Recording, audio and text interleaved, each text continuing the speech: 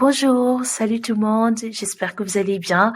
Bienvenue sur la chaîne Enfants de Lumière, je suis Émilie. Aujourd'hui, on va parler d'un sujet qui touche toutes les familles. Nous allons parler des écrans. Entre la télévision, les réseaux sociaux, les jeux vidéo, nos enfants sont exposés à une quantité énorme d'informations. Et pas toujours les meilleures, ça peut être de mauvaises informations en fait. Donc, comment les aider à utiliser les écrans sans qu'ils ne deviennent une porte ouverte aux influences négatives? C'est ce que nous allons voir dans la vidéo de ce jour. On ne va pas diaboliser quand même la technologie, mais plutôt apprendre à la gérer intelligemment avec équilibre et sagesse.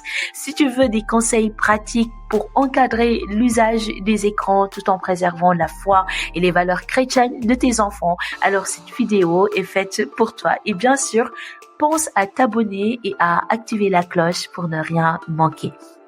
Nous allons commencer avec la compréhension de l'impact des écrans sur nos enfants. Les écrans ne sont pas mauvais en soi, mais une utilisation excessive ou non encadrée peut créer des problèmes de dépendance, d'isolement, distraction de la prière, exposition à des contenus qui sont vraiment inappropriés à nos enfants et qui sont inappropriés selon leur âge. Dans 1 Corinthiens 10, 23, c'est mentionné « Tout est permis, mais tout n'est pas utile. Tout est permis, mais tout n'édifie pas. » Alors, comment faire en sorte que les écrans, autant pour moi, soient un outil et non un piège pour nos chers enfants? Nous allons voir maintenant le fait de fixer des règles claires et équilibrées. Donc, soyons honnêtes. Sans limite, les écrans prennent vite toute la place. Même c'est pas pour les enfants, même avec nous. Quand il n'y a pas de limite, les écrans prennent vraiment vite toute la place. On peut passer 2 heures vite fait sur notre téléphone, mais rapidement sans que on le sente en fait. Et c'est pourquoi il est essentiel de fixer des moments précis pour les écrans et d'encourager des temps sans technologie dédiés à la famille et à Dieu. Aussi bizarre que cela puisse être, j'ai comme l'impression que les gens qui ont créé les technologies et les personnes qui travaillent dans ce domaine ont du mal avec les écrans une fois qu'ils ont fini leurs activités professionnelles. Moi, je suis dans le domaine de l'informatique, mais je vous dis, une fois que j'ai fini mon travail, même mes parents, pour m'avoir sur WhatsApp, ils ont du mal, il faut qu'ils contactent mon mari. Je prends tout, ordinateur, téléphone, je mets de côté, je les éloigne en fait. Je sais pas pourquoi c'est comme ça. C'est pas calculé me concernant, c'est pas quelque chose que j'ai calculé en fait. Et j'ai vu que plusieurs collègues m'ont dit aussi la même chose, voire même ils ont pas de télé. Nous, je sais que depuis que j'ai quitté mon pays d'origine, j'ai pas de télé chez moi. J'ai quitté le Sénégal en 2009 et depuis 2009, j'ai jamais eu de télé en fait. C'est juste, je sais pas, c'est pas quelque chose que j'ai calculé, mais c'est venu comme ça. Et Éphésiens 5 de 15 à 16 dit: prenez donc garde à la manière dont vous vous conduisez, non comme des insensés, mais comme des sages. Rachetez le temps, car les jours sont mauvais. Pourquoi les gens qui ont créé ça ne le donnent pas à leurs enfants? Pourquoi eux-mêmes ils sont pas dans la technologie? C'est ça qui m'étonne en fait. Donc l'astuce simple, mettez en place des zones sans écran. Exemple, pas d'écran pendant les repas, pas d'écran alors que nous sommes en train de manger. Non, c'est un moment familial. Le matin, quand nous sommes en train de manger, pas d'écran. Au jour de semaine, le week-end, quand nous sommes en train de manger à midi, pas d'écran. Et le soir, pas d'écran. Il faut aussi fixer des moments précis pour l'utilisation des écrans. Pas avant la prière du soir. Par exemple, pas avant la prière du soir. Moi, je sais que mes enfants, je prends mon ordinateur personnel, et je mets des dessins animés, Superbook par exemple, ou Bible Adventure. Je mets des dessins animés quand je suis en train de faire leurs cheveux. En fait, c'est juste pendant ces moments. Le but n'est pas d'interdire, mais vraiment d'équilibrer. Et troisièmement, surveiller et choisir les bons contenus. Aujourd'hui, on peut tout voir en un clic. On peut tout voir, c'est hallucinant. Certains contenus sont bons, d'autres beaucoup moins. Il est important de guider nos enfants vers ce qui les édifie.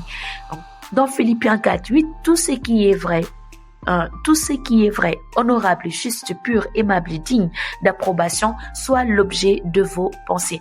Il est important vraiment, quand nos enfants sont en train de regarder, qu'il y ait un parent aux alentours qui est capable d'entendre ce que les enfants sont en train de regarder. Astuces pratiques, donc favorise par exemple des contenus chrétiens et éducatifs, des dessins animés bibliques, des vidéos qui sont inspirantes. Tu peux aussi active par exemple les contrôles parentaux et vérifie régulièrement ce qu'ils sont en train de regarder. Je sais que c'est une fonctionnalité qui existe, les contrôles parentaux. Moi, j'ai jamais vu ça, mais je sais que ça existe et tu peux les activer si par exemple tu as une télévision. Tu ne peux pas tous surveiller, mais tu peux les aider à développer leur propre discernement et aussi il faut pas hésiter à leur dire attention, peut-être si tu les vois regarder des contenus qui sont pas du tout bons, attention, maman ne veut pas que tu regardes ceci parce que c'est pas bon pour ton intelligence, c'est pas bon pour ton cerveau, ça va faire de telle sorte que tu vas plus être intelligent. Donc n'hésitons pas aussi à les expliquer pourquoi certains contenus ne sont pas bons pour eux. Quatrièmement, le fait de proposer des alternatives enrichissantes. Donc, on sait bien que si on interdit sans proposer d'alternatives, ça ne marche pas. L'idée, c'est d'orienter nos enfants vers des activités qui nourrissent leur foi et leur intelligence. Donc, quelques idées, ça peut être des moments de lecture biblique en famille, des jeux de société pour renforcer les liens familiaux, des activités créatives, par exemple, que le dessin, la musique, l'écriture, ou bien aller faire des activités à l'extérieur de la maison, la bibliothèque ou aller au cinéma. Ça peut être aussi des théâtres ou tout ce qui concerne vous voyez les activités pendant la semaine de relâche, pendant les vacances, il y a tout le temps des activités qu'on fait pour les enfants, vous pouvez participer à cela. Ou bien ça peut être des choses toutes simples. Ok, t'as envie de jouer, je te donne des pierres, je te donne des boules, tu peux jouer avec un peu de riz, des lentilles, mais il faut vraiment avoir de la créativité avec les enfants pour qu'ils ne s'ennuient pas, parce que s'ils s'ennuient, ils vont vouloir s'orienter vers la télévision. Quand les enfants ont des options intéressantes, ils passent naturellement moins de temps devant les écrans. Cinquièmement, montrer l'exemple. Donc soyons honnêtes, nous aussi on passe du temps sur les écrans. Si nous voulons que nos enfants apprennent à gérer leur temps, nous devons montrer l'exemple. Si nous passons des heures sur nos téléphones, nos enfants feront pareil. Alors, pourquoi ne pas faire ensemble une détox digitale de temps en temps?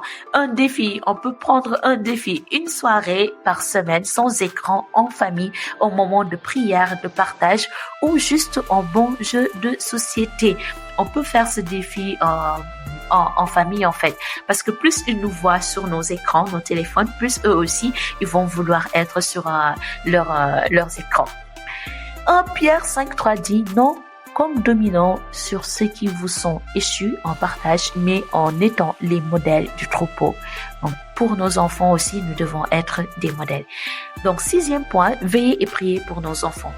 On ne peut pas tout contrôler, mais on peut prier, on peut passer par la prière. La prière est notre plus grande force en tant que parents pour protéger nos enfants et les aider à faire les bons choix. Quelques pratiques que nous pouvons faire, c'est chaque soir, prier avec nos enfants et demander à Dieu de les donner le discernement face aux écrans. Aussi, enseigner nos enfants à poser cette simple question avant de regarder un contenu. Est-ce que cela me rapproche de Dieu ou m'éloigne de Dieu? Quand un enfant comprend l'importance de veiller sur son cœur, il devient acteur de sa propre protection. Donc, il doit être conscient du contenu aussi qui sont mauvais selon son âge, le contenu qui est dangereux pour lui et le contenu qui va l'élever, le contenu qui va le rapprocher de Dieu ou bien juste le contenu qui va l'aider dans ses cours de mathématiques ou ses cours de français et de anglais. Donc, prions et veillons et prions pour nos enfants, comme Matthieu 26:41 nous le dit. Veillez et priez afin que vous ne tombiez pas en tentation. En conclusion, les amis, les écrans font partie de notre quotidien, mais ils ne doivent pas voler la place de Dieu dans nos cœurs à nous et même dans le cœur de nos enfants. Et avec des règles claires, de la vigilance et beaucoup de prières, on peut aider nos enfants à utiliser la technologie avec sagesse.